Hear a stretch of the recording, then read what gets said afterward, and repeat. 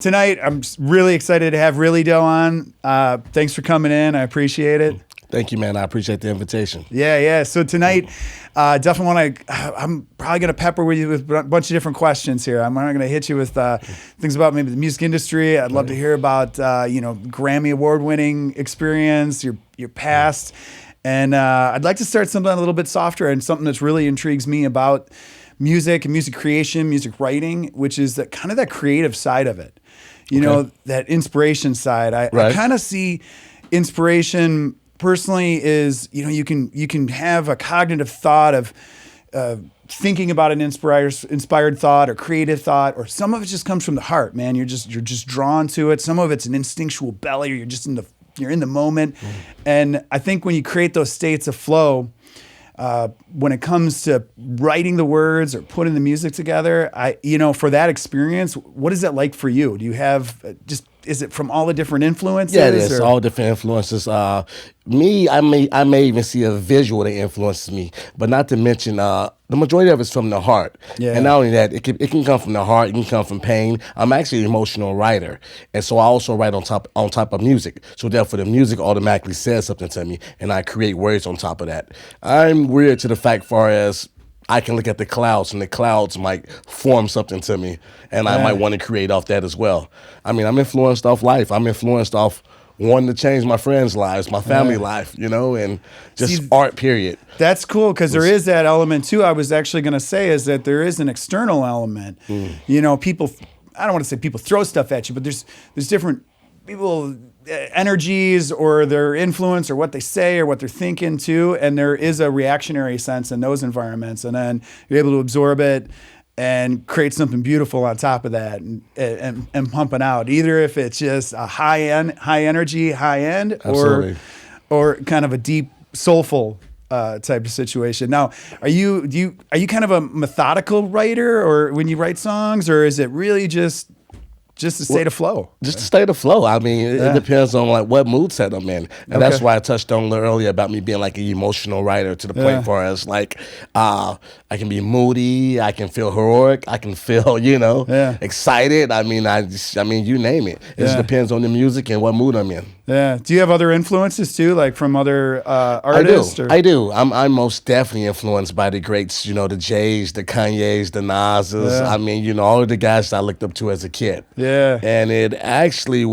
it's beautiful to the point where it's like I found myself like in the rooms with these guys. Yeah. Well, as my career, grew on. Right. Yeah. That's amazing. I was going to say, and I would like to ask you about that too, but I was going to say, just to kind of touch on that one last thing with the creativity, what about anything like jazz or some of the older, I don't want to say classical, but some of the older blues? Most definitely jazz, blues. Both my parents were from the South. I lost my father when I was 10 years old, and he's from Mississippi, and my mother was from Arkansas. So I grew up off the blues. I also grew up hearing these stories how my mom she's sick now, but she was a very attractive woman, and how you had legends like James Brown used to drive to the house and drop off fur coats and try to get my brother to play the drums for him on the road. My brother was a musician as well too, so I grew up in the household with an organ and also a drum set. Okay. So most definitely influenced off the blues, gospel. I mean, of course, rap. I grew up across the street from like 3 DJs, and like it was a set of brothers like the Jacksons. They all played instruments, and they're a little older than me, so I like to sit back on my porch and listen to these guys rock out every night. And of course, I was a little too young to attend their parties, so I started to. Did you sneak out and you try to get? I snuck out a little bit, nice. But I built a relationship with these guys. I started giving these guys allowance money, because by these guys being DJs, of course, the DJ gets his hands on the music first. Yeah. So before I had a relationship with the guys, I used to rush to the record store and try to purchase what I would hear from my porch. Nice. And by me going to the record store and they would say, "Where are you hearing this music at? It's not out yet." I had to build a relationship with the DJs. Yeah. So therefore I started giving these guys allowance money, and they started creating mixtapes. So therefore that's why I became a strong writer, because of course the DJs have all the singles. And I had all the singles from like the East Coast, the West Coast, Midwest, I mean, you name it. Yeah. And therefore, it made me a strong writer as well, because my ears was getting fed everything as a kid. Right. So you had a really young influence. It started early. I did. Yeah. So did you have any like formal training along the way, or was it just all? Well, my brother, by my brother, my brother, Yeah. he actually knows how to read music, and like I said, once again, he played for the Okay. church, so therefore I heard him rock out. So he personally taught me how to, I'm a little fluent, with the organ and the drum set a little as well. Yeah. But I fell more in love with writing. Yeah. Yeah, I started writing poems at the age of 5. I remember when my grandmother passed away, I had to be 6 years old. I wrote a poem and I said it at the funeral. Yeah. Yes. So most definitely, I've always been attracted to the I penmanship. could see that because poetry really does have a good correlation and good connectivity with music. Yes, it does. Because again, not to overuse the word state of flow, but that flow really does there's an art and kind of a current that it takes, and you follow that kind of tone in that river, and he puts it, I can imagine if you put it to music.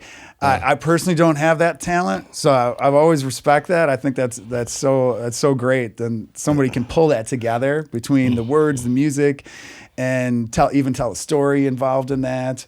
But we all got talents and gifts. I mean, this is your talent and your gift right here, and you're living it. What about like creating a hook? Is that like in a song, or is that intentional, or is that? It most definitely is intentional, but sometimes it just comes by accident, because if you think about it, the hook is majority of the time something that you want to repeat, you want to shout, you want to say.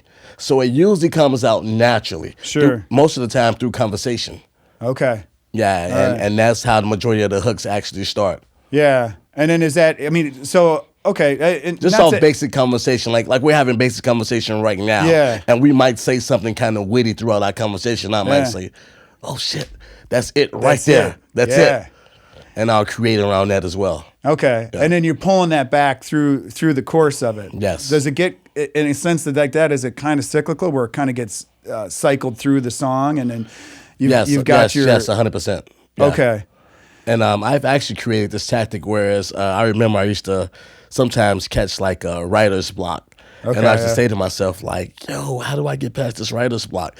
So I don't want to tell all my secrets to everybody, but I will, because you're my guy. But I love it. But usually what I do now is I might throw on a film that's in the same theme or entitlement that I'm creating up on, and put the film on mute, and I pull from visual, if that makes any sense. Interesting. Yeah, that does make sense. So if I'm a different sensory influence. Absolutely. So if I'm creating a film, well, actually, if I'm writing, I'm writing up on a track where I feel heroic or something like that on, I might throw on a track like 300 or Gladiator or, something on the same level that you can actually pull from. If that makes any sense. You can actually hear it from visual. Yeah, because the visual, and which ties into actual visualization. You're really putting yourself into a heightened emotional state. Yes. Or a state of love, or whatever. Whatever it is. That's actually fascinating though, man, because that translates into those other creative arenas. I think that there's really something to that, because you'd almost think that. I would say, I probably overstimulate myself in a creative sense, but I would say that if you actually boil it down and you were to really kind of segment something that's non-related to like the writing, like the visual sense, absolutely, and getting that sense of emotion and state of mind, I don't want to assume, but I would imagine the words or the music starts to just come through. It does 100%, because I am an emotional person. I guess it's the cancer side of me. Yeah. I'm on the cusp, so the next day I'll be a lion. I'll be a Leo as well too, so I guess I got a little lion in me as well. Yeah, but that's that outward projection then too. That's when you're on the stage and out in front of the crowd and soaking in the... You know what, and that's funny, because when I hit the stage, it's like I'm just at calm. I'm at peace. Yeah. It's like it's no fear. It's like I belong there, to the point where I can have a bed and a pillow there. Yeah. Right. Just it's my home. It's my house. Yeah. I would imagine so. What's some of the biggest crowds you've kind of been in front of? Oh man, the Garden, the Staples Center. Oh my gosh. I did 6 world tours with Kanye West. Yeah. Yeah. Actually, he's my guy. I don't want to call Kanye West, but to the public, yeah. I started off as the opening act for his tour, which is the College Dropout. Okay.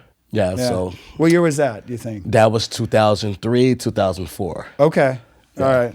Well, let's back up a little bit too, because I would like to hear a little bit more about the start of that career. Because you had the influence, you had the family, kind of, but then at what point did you kind of feel like, oh, I could do this. Like this is what I want to do, and I actually like live the lifestyle, make money doing this, and integrate myself into the environment. Well, I grew up on the south side of Chicago, 87th Street. I went to Julian High School. Me and one of my best friends, his name is Leonard Harris, but he goes by GLC. He also was signed to Kanye West as an artist as well. Okay. We're all good friends, childhood friends. Actually, me and Leonard GLC, we grew up making a mockery. Not too much of a mockery, but we thought like... Now, we loved hardcore gangster rap as kids, don't get me wrong, because it was just like the golden era of like, gangster rap. Because you had the guys like Spice One, you had the guys like NWA, you had like, we were kids. Yeah. AMG, I mean, et cetera, listen to this. So we came up with a rap group called Gangsta L, and really though, whereas in our secret little chamber, which was the closet, we had like a 2-track. We used to record ourselves doing like a hardcore gangster rap. But of course, since we were kids, it was just for ourselves as well. Yeah. We never got a chance to really put it out or anything. And of course, that allowed us to actually, it's like sparring. Sure. You're building your skills and, you're in the ring. And before you know it, now we're creating real songs. And we're creating real songs. And one of our boys named Birdman, he went to a different grammar school from us, and he's not Birdman like Cash Money Birdman, who's like balling out of control and rich. We called him Birdman because he's like the kosher pickle guy. No, but real cool. This shit one of our brothers, Bird. I'm joking, man. But he will always come back to the neighborhood and tell us like, yo, it's this kid at school. He makes these raw beats and he's selling them for the low. And the kid he was talking about was actually Kanye West. Oh, wow. So me and, we're like 14, 15 years old. Not even 15 years old yet. 13, 14. My guy's got a couple years over me. Yeah. And we're like, how much are you selling the beats for? And he's like, $50 to $100. And we're like, we can afford that. We buy video games.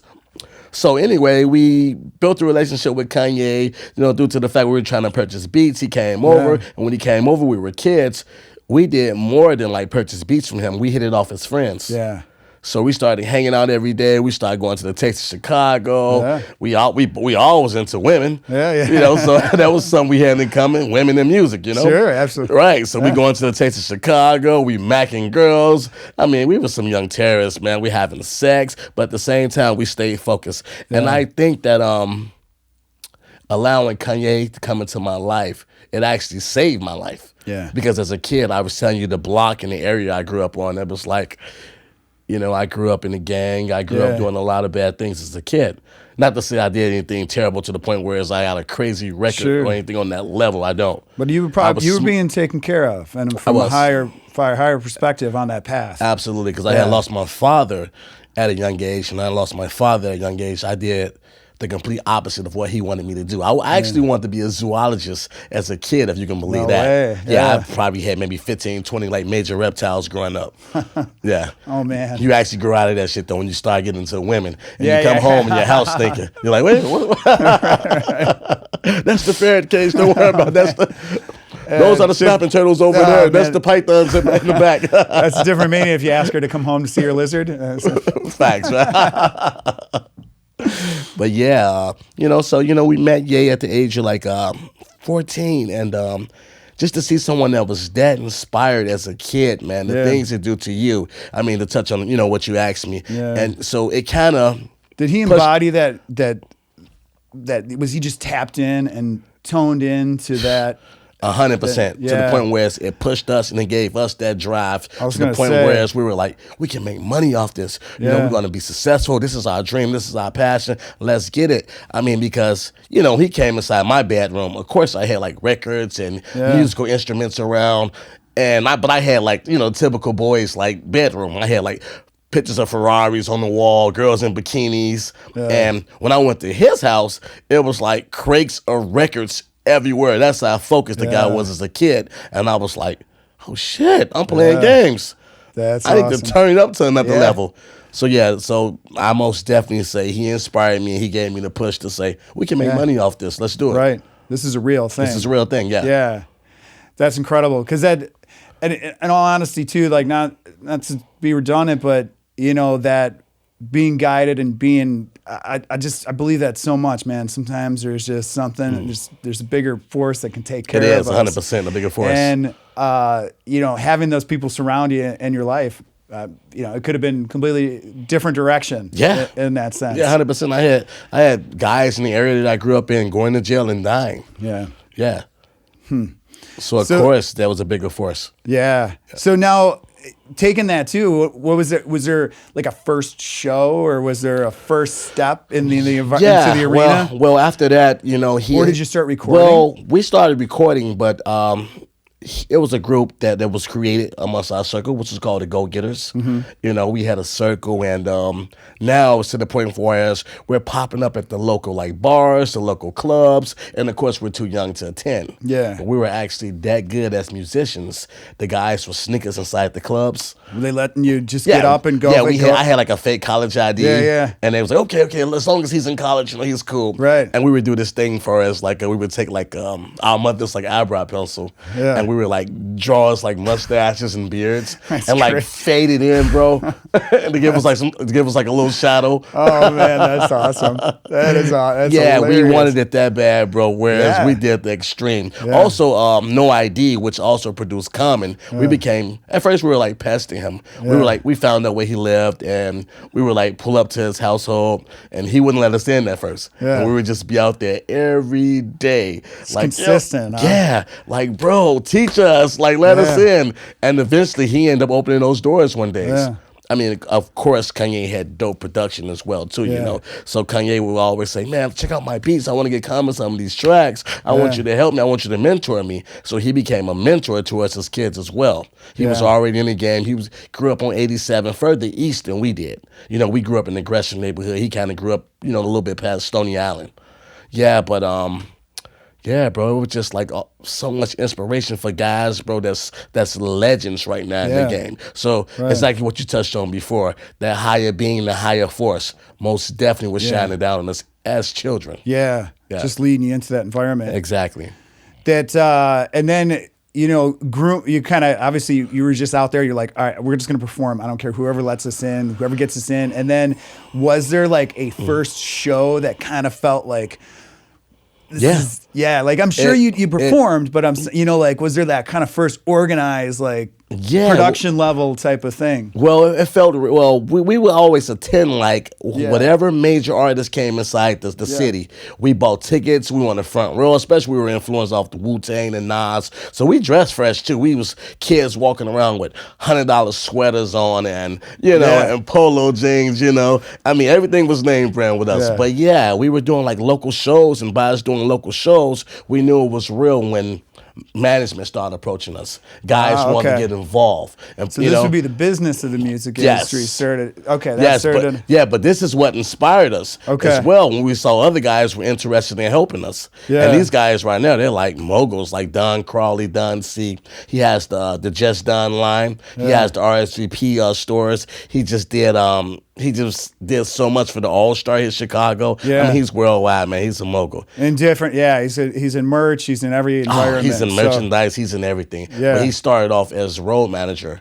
for Kanye. Him and a guy named John Monopoly, which was his main manager as well. Then we had Happy, which is part of the street team. And these guys had all the connections throughout the city because they was promoters for all the major clubs when we were growing up. That's why now it's much easier for us to get involved and get inside these 21 and over clubs. Yeah. Because now we have the guys that run the city pushing and backing us. Yeah. And actually excited about what we're doing as musicians. Right. Yeah. So, of course, Kanye was pushing his production, and his production was actually going to be the gateway to open up for us as artists as well, which he started to be successful off of. His first track that he sold was to Jermaine Dupri. On Jermaine Dupri's first album, it was Life in 1472. And, I'll back up. It actually was from a guy named Gravity. What up, Grav? He's actually from New York, and he moved here to Chicago. Yeah. He gave Kanye that shot. And then after that, the main guy was Jermaine Dupri, which that album was titled Life in 1472. Okay. So after Ye, like the more recognition Ye would get for the production, it will make us enhance our penmanship because we knew the spotlight was actually coming more and more and shining brighter on us as well. Yeah.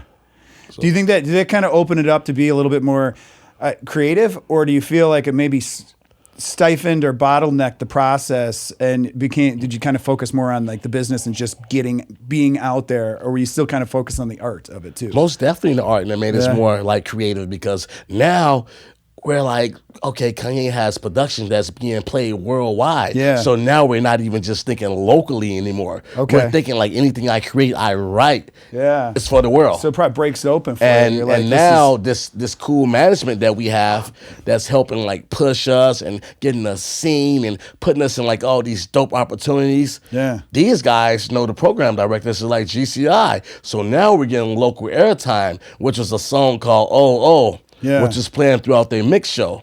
Okay. So now we're hearing our music on GCI. Yeah. Oh man, we were like neighborhood superstars. I bet. Probably, yeah. T-shirts were made. We had like a whole awesome. Yeah, it was. We were probably getting PR then too. I mean, we was. You guys, you probably had placement. I mean, I don't know, were there articles probably written about it your was. people? It was. Yeah, everywhere. Yeah. So it was breaking open. Yes. Okay. 100%. How old were you at this time about? I had to be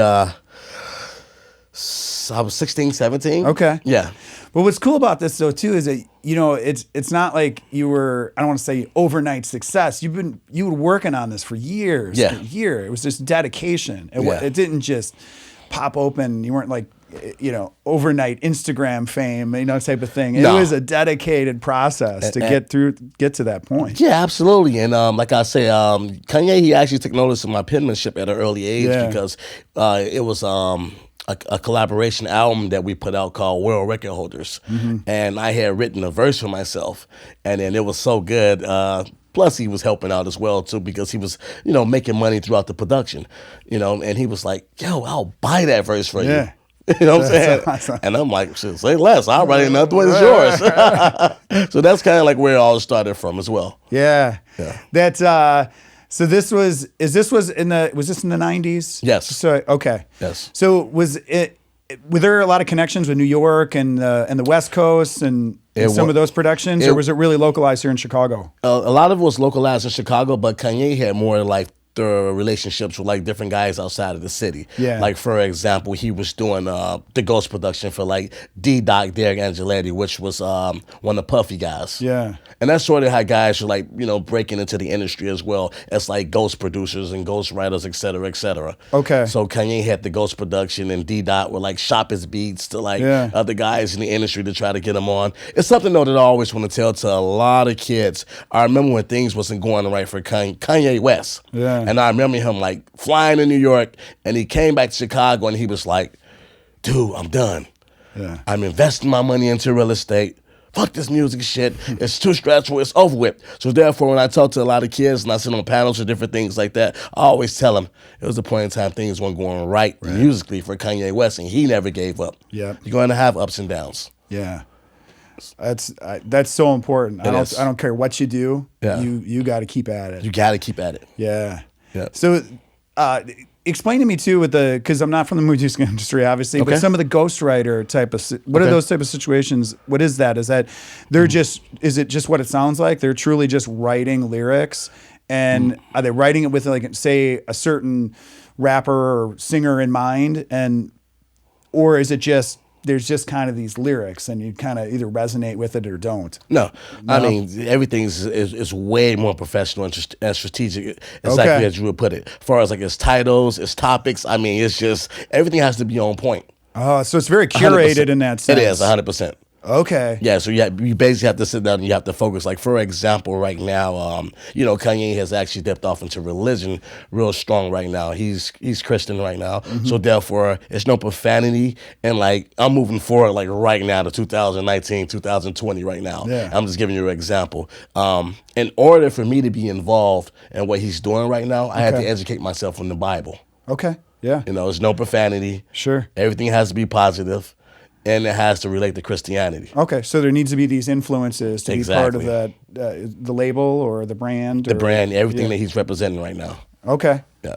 Oh, that's fascinating. And I guess that really makes sense. I mean, the music industry has been around for a long time, and it's a business in a sense, too. 100%, yeah. Yeah. So now, I guess some of that influence, too, there's a lot of, I mean, there's so many, there's managers, producers, influencers, PR, you know, along the way, too. You know, did you have just a ton of different people trying to get your attention, get you to work with them? And I mean, yeah, man. I mean, all the time. I mean, so many guys. I mean, just were they just like some of them were just trying to leech on to the rise and just. But how did you pick through it? I mean, of course. I mean, it happens, but it's also an honor as an artist to have like different artists reach out to you and want to collab with you. Oh, see, that's cool. You know, yeah. And not to mention too, it's also a way that you can actually generate revenue as well. Yeah. Because you can charge for like your verses, you can charge for your writing time growing up as a kid as well.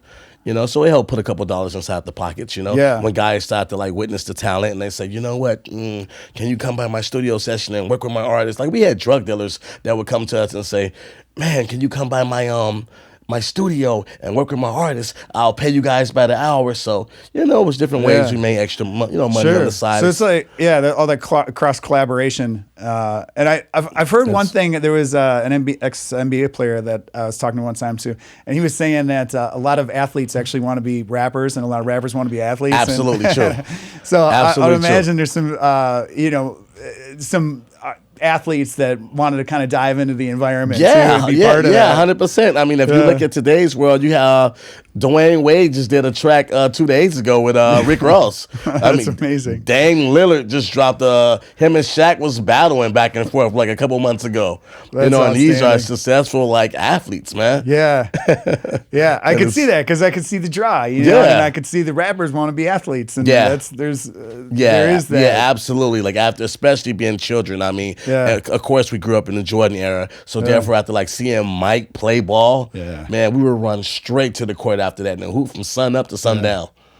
It'd be pitch black dark, dude. Yeah. We'd have like lights outside playing ball. So you're absolutely correct. That's true.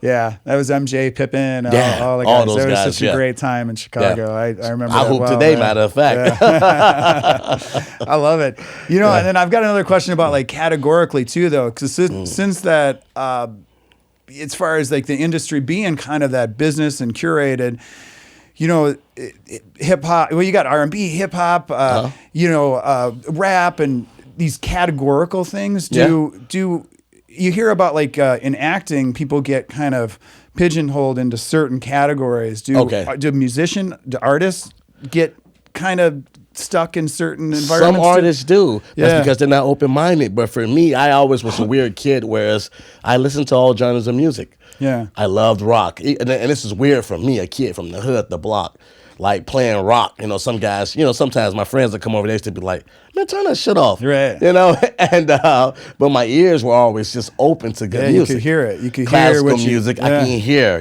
Yeah. I can hear like the greatness out of like each genre of music. R&B, I mean, you name it. I mean, pop, I mean, et cetera, et cetera. Yeah. Music is music to me, as long as it sounds good. Right.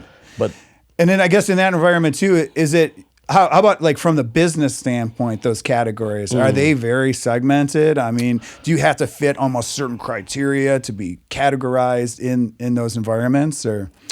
Man, absolutely. I mean, and not to mention, the label, it depends on too. And when you're dealing with like major labels, they try to control everything. Sure.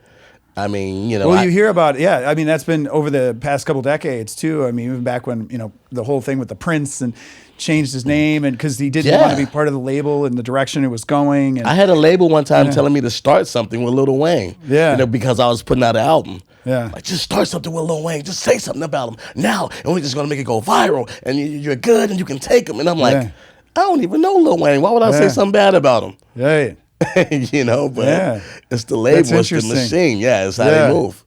Because I'm sure they have an image and a direction and whatever it is. I mean, in that back end, whatever it is to get attention, whatever we can do to shake things up, And I don't want to say that it's not divergent from the art, because the art is obviously supports the everything, the whole environment. Yeah, absolutely. Yeah. And me, I was like, I respect the art. I respect musicians. I was like, I like Wayne. I might want to collab with him. Why would I just go at his neck for no reason? You don't want to start some weird rivalry that doesn't actually exist. Absolutely, it doesn't make sense at all.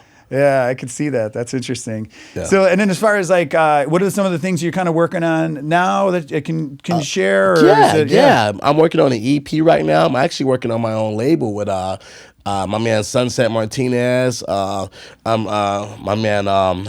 Wow, they're gonna kill me. My man Chance. Yeah, Chance, you know? manager. Yeah, Chance here, and Arthur. Yeah, most definitely, yeah.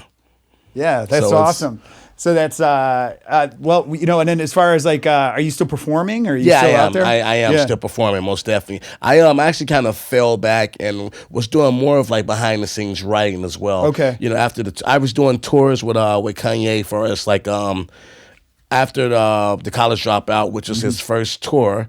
It was me, GLC, Consequence, John Legend, first tour with us as well too. That's cool. We actually had a studio on that tour bus as well. Me and John Legend had actually recorded a song together on that tour bus, which is lost files that got lost in the mix. we touched every college, you know, in the U.S. Yeah, yeah. We were actually on tour for about 3.5 months, which is funny because when Kanye had made it, he had got this record deal. You know, I was still working the job. I was still hustling, doing what I had to do. And I remember he gave me that call. If you remember his first video that he shot, Through the Wire, the Shaka Khan sample, actually my scene is at my workplace, at my job. Yeah. Because I couldn't get off from work. My district manager used to come inside the job, and I would be playing production. I was the youngest manager for the company as well. Okay. So I would have my staff working, and I would be playing production, and they would, you know, sort of come in some days, and they would say, they would write me up, but they was cool. They gave me opportunity. They knew my passion was into music, you know? Right. Because they would send out these surveys, and they would always say, where do you see yourself 5 to 10 years from now? Yeah. And, of course, I wasn't going to fire myself, shit, and say I'm a musician on the road. Shit, buyer for the company, you know, et cetera, et cetera. But they knew we were shooting this music video on this date, and it was one of our busiest days. It was a Friday, and I couldn't get off. Yeah. So therefore, Kanye brung the film crew up to my store. Gosh, that's amazing. And filmed me on Through the Wire inside the store. Yeah. And I remember when things started to get better for him, he had always told me, like, man, I'm going to put all the guys on you, make sure you guys get record deals. And I remember one day I was at work, and he called me, and he said, bro, put your 2 weeks notice in. No, it's that time. Amazing. Things are going good. That's amazing. Yeah, so I mean, just having great friends and being consistent and working as well, because at that time, even when he called me, I was at work writing raps. Were you? Yeah. Yeah. So you were tapped in. You knew. I was totally tapped in. That, as far as the videos go too, how does that, you know, with the video is obviously it's afterthought or after curated positioning. I mean, or does it ever come? It never comes reverse there. It never thinks of like have a visualization of what this song is going to look like in a video. Yeah, of course we have a visualization of it. Yeah, There's a whole treatment written out for these videos. Yeah. Okay. I mean, check out our videos. Check out Kanye videos, man. It's nothing but art. I was gonna say, but the song was written first, and then the video was actually kind of built around the song. Absolutely. Yeah. Have you ever kind of produced and had your own visionary sense of from the video aspect? I have 100%. You know, I want to get into sci-fi horror as well. Yeah. So that's like my production level. Yeah, exactly. That's my next step as well. You know, I had these crazy visions of like creating and directing and writing film as well. Would you go like short? Or would you go full? You thinking like full length, like movie or series? 4 movies, 4 series. Okay. Yeah. I mean, I love the series. You know, like what is it called? There's so many great sci-fi, fantasy, that American Horror Stories and different things like that. Yeah. And I'm a huge fan of Ridley Scott as well too. Yes. So I grew up off of like the Blade Runners and you know, I mean, you name it. That's cool. The Aliens. Well, what's great about it too is, you know, like Amazon and Netflix, they're creating such great environments to actually pull together a series that I think that people can create. I don't want to say cost effective, full production level series is gonna take quite a bit of effort and studio level commitment. No, absolutely. Like I said, I met with one of the owners from Netflix in the summertime. About 5-6 months ago. Yeah, in LA. Then I also met Chet Lucas, which is the son of George Lucas, the guy who created Star Wars. Yeah, I've actually had him at my house here in Chicago. Oh, that's phenomenal. Yeah, this was years ago, maybe about 4 or 5 years ago. He was doing some work on Chicago PD, the Chicago Fire, Sure. and we had built a relationship in Los Angeles through a guy named Tommy Calypse. Are you familiar with the Calypse speakers when we were kids, when we were children? Yeah, they were based out of Indianapolis, Okay. and then they moved to Los Angeles, and I met this kid, brilliant kid too. I met him when I was in Miami one year. The VMAs used to take place, which is the MTV Awards, Sure. in Miami. But they stopped letting it occur in Miami because they had to do so much cleanup behind the hurricanes. Okay. And they would lose so much money off the budget.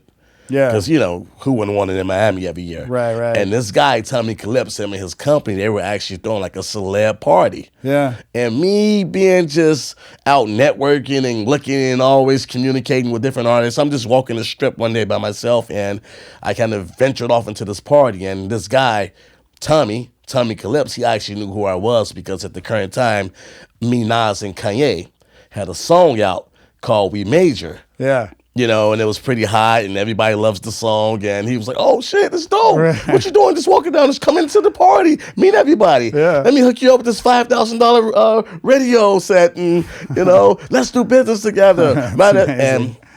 And Jet Lucas ended up being one of his good friends. I know Jet. We can invite you to the Skywalker Ranch, and then we can hang.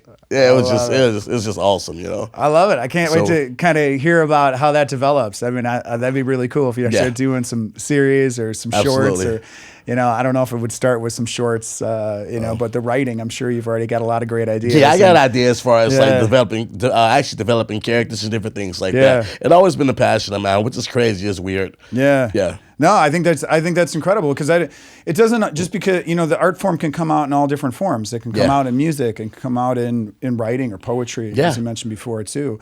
So I mean, why not scoring for movies? Scoring for the movie and the screenwriting and script all the way through. Yeah, absolutely. I mean, why not? Yeah, I was actually blessed to have two track placements on the 2K basketball.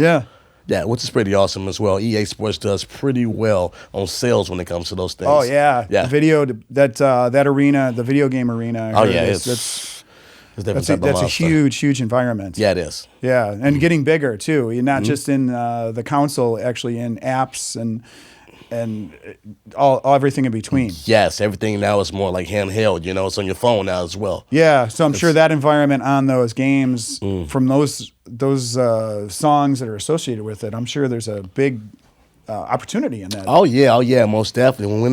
When we were actually working on Dark Twisted Fantasy for Kanye, which is the title of one of his albums, we were in Hawaii for. I was in Hawaii for like 3 months. I think he was out there for like 6 months. Yeah. I was married at the time. Maybe that's one of the reasons why I'm divorced. My passion towards the music is just nothing can top it. Yeah, it's like I can't sleep if I'm not a part of it. Right. And it might sound rude, it might sound fucked up. I actually chose my career over being a family man.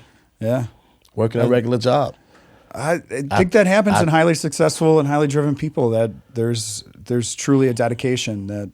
And in some regards, it's what it takes to get to a certain level and achievement. Yeah. And it's sucks to say in some arenas, but it sucks to say, man. Yeah. It's like I'm passionate about my work, and I have a very high sex drive. I love it. Sorry, but when we were working on Dark Twisted Fantasy, it was I don't know. It was like I was so emotional behind the track because there was so much going on there. Because as an artist, I had just mentioned I had tracks that was like super successful, like Kanye and Nas, and I remember him being my friend, first of all, and second of all, him giving me an opportunity. He came to me and he was like, "Yo, bro, man, you dope as an artist, but man, we kind of need that penmanship." Mm-hmm. Me, Sean, a lot of guys on the label, and which he was just given opportunity because Kanye West don't really need any fucking body to write for him, to be honest with you. Yeah. It's opportunity, He's just so busy and he has so much going on. Whereas it's a great opportunity for guys like me. Yeah. Yeah. I'd like to actually ask you too about that experience of your Grammy winner, man. It's amazing. That's just absolutely awesome. That's incredible. Yeah, it started in Hawaii. That's what I was touching on. Okay. And please elaborate and share on I that. was out there for 3 months. But before me coming to Hawaii, Kanye had told me like, yo, bro, we need your penmanship. We need you to cook up and write. So it was lovely. I was able to take care of my family. Not only was I getting my publishing and my royalties, Kanye, his staff, his mother, everyone had put me on a monthly salary as well. Mm-hmm. That's nice then.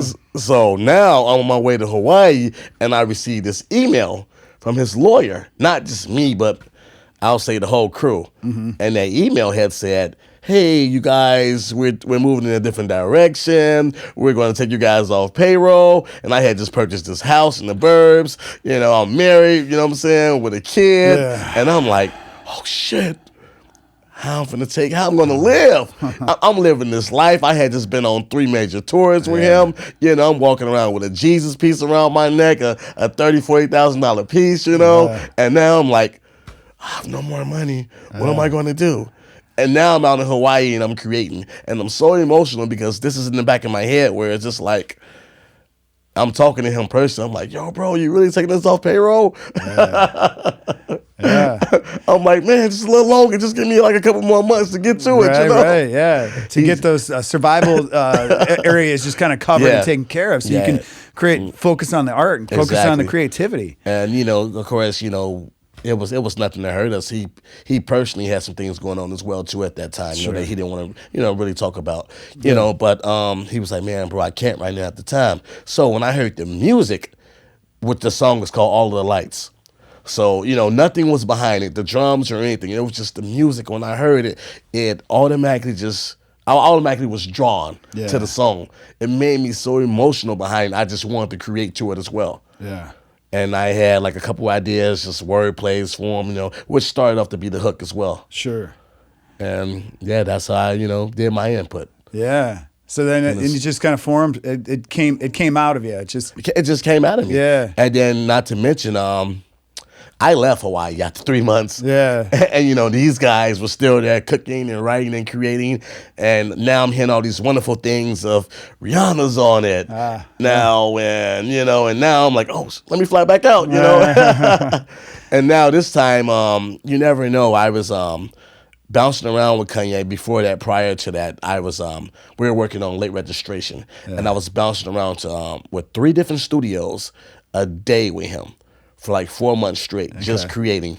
Yeah. You know, and it was beautiful. And it was this guy named Griffin that Def Jam, and he had personally hired to do special effects for him. You never know who's watching you. And these guys were watching me, and they was like, oh, we want to give you a chance to drop an album. You're so awesome. Yeah. You know, we know you love to write, but drop your album, you know, solo as an artist. Let's put it out to the world. So therefore, the second time I was in Hawaii, I had to do Jimmy Kimmel. The following day. Okay. So, which is awesome to tell your friends, like, yo, bro, I can't stay long because, you know, I'm working, you know, outside of you guys as well, too. I have to do Jimmy Kimmel the next day. And when I did Jimmy Kimmel, it was with the crew of Hurt Locker. Oh, wow. Yeah. So I think it was like 2.5 million people, you know. Saw me on Kimmel that following day, which is pretty cool. That is very cool. Yeah. But even Kimmel saw like and that touches into the business end of like the industry. Sure. Because even Kimmel saw the fuckery of my staff. Yeah. Quote unquote, should I say.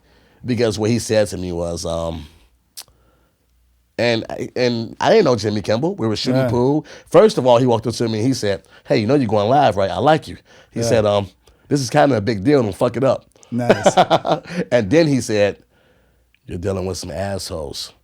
Your whole crew, your whole circle, they're trying to take it from you.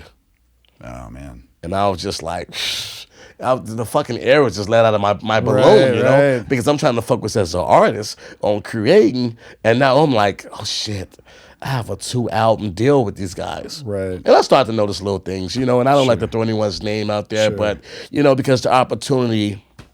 I'm always thankful for the opportunity as well, too. Yeah, absolutely. You know, I've, you know, just off that situation, I've did shows with Matthew McConaughey in Santa Cruz, California. Matthew McConaughey was actually sponsoring a group called Militia, a reggaeton group. Oh, no way, yeah. And awesome guy, super awesome guy. You know, that's fun. Yeah, we in Santa Cruz, California, and we're playing for like 20,000 kids.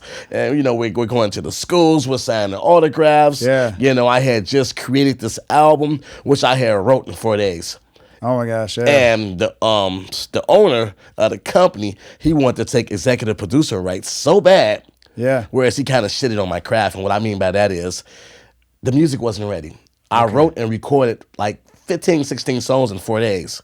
And I had left California and came back to Chicago. Okay. And he wanted to take executive producer like credit so bad, he mixed and mastered the 16 songs behind my back. Were they the songs that you had kind of formulated? Were they all kind of flushed out and polished up? And They wasn't. Okay, I so had, you needed to still kind of work on them a little bit. I had read everything off the pad, so I wasn't in the pocket either. Yeah. There was no emotion behind it. Okay. And what I was going to do was I was basically going to just pull like maybe like 5, 6. Okay, so you kind of did it like from a technical standpoint. You just kind of did it. You created it. Yeah, I created it. It wasn't from a passionate. It was from passion. Oh, okay. It was from passion, 100%. Okay. But my whole thing was, we don't want to jab at these guys out here. Let's knock them out and shit, you know? Right. And I kind of want to create a masterpiece, especially with my name being on it and attached to it. I'm around all this greatness. I have the opportunity and the blessings to be in the studio with Kanye fucking West while he's creating. I'm like one of his students. Yeah. So I know what I'm doing. Right. Don't fuck with my art, basically. Yeah. And he did exactly that. He created it. He actually just mixed and mastered it. And I was gone from California for a couple of weeks. And I come back to, to California. And he's like, look, it's ready to go. And I'm like, dude, these songs are not even ready to go. Yeah. Did he try to try to get him to deliver him to market then too? I mean, it was just so much going. And then imagine I had to do Jimmy Kimmel off those songs. Yeah.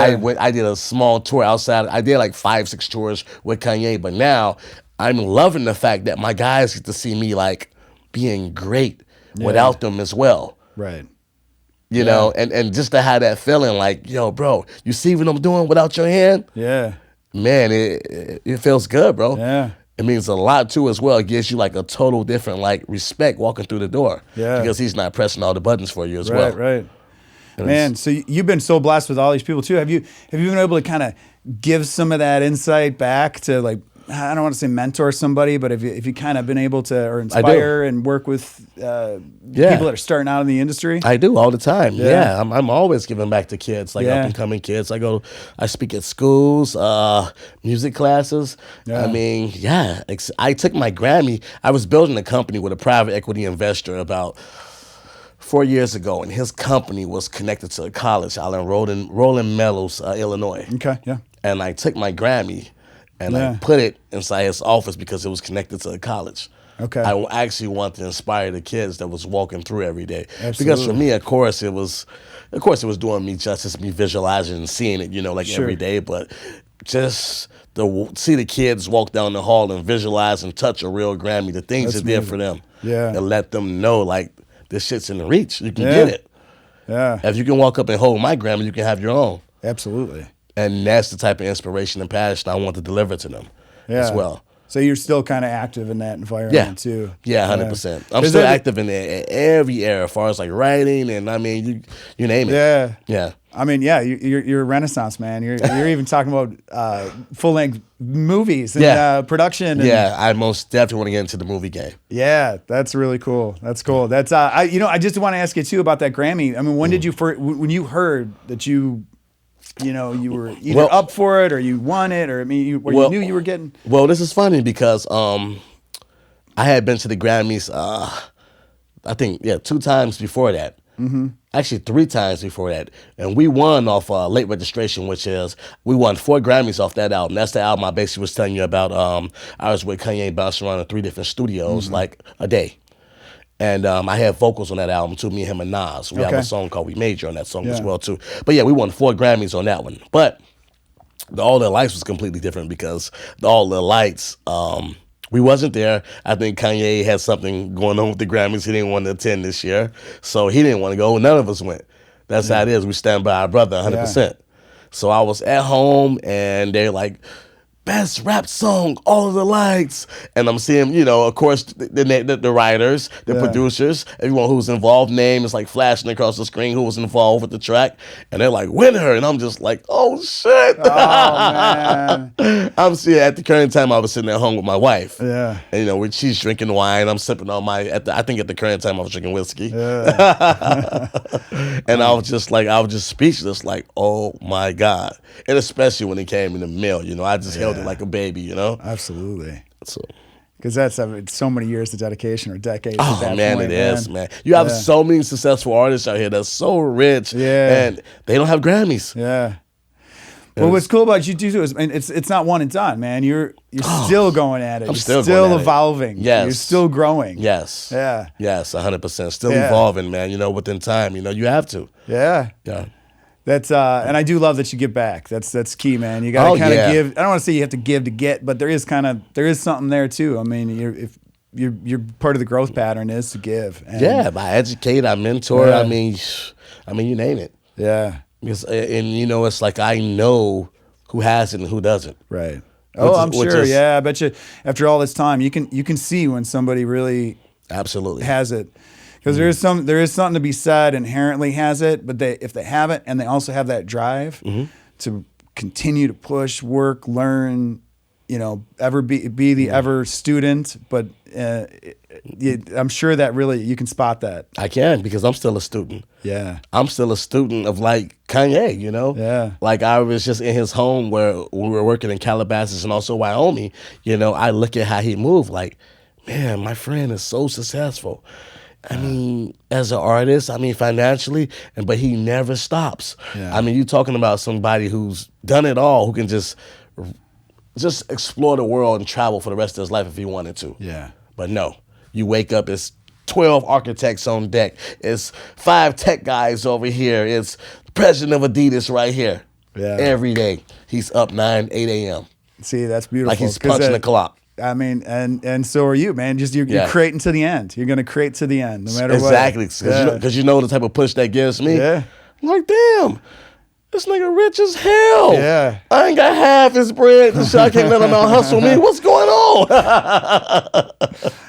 I absolutely love it. Yeah, his drive. I actually feed off his drive as well. Yeah, because it is, but to think about too, you know, being there and then where you kind of came from and all that alignment, and it circles back to that gratitude. It does, man. You know, it was points of times, man, as a kid, man, you know, my father died. It was like my gas was getting cut off and, you know, different things like that but me, I always did what was right as a kid. Yeah. My father knew, quote unquote, I was going to be the one out of all his children. Yeah. So therefore, when he passed away, he kind of left the money in my name. Yeah. And even as a kid, I made wise decisions for us, like, I gave the money to my mom's. Right. Monthly.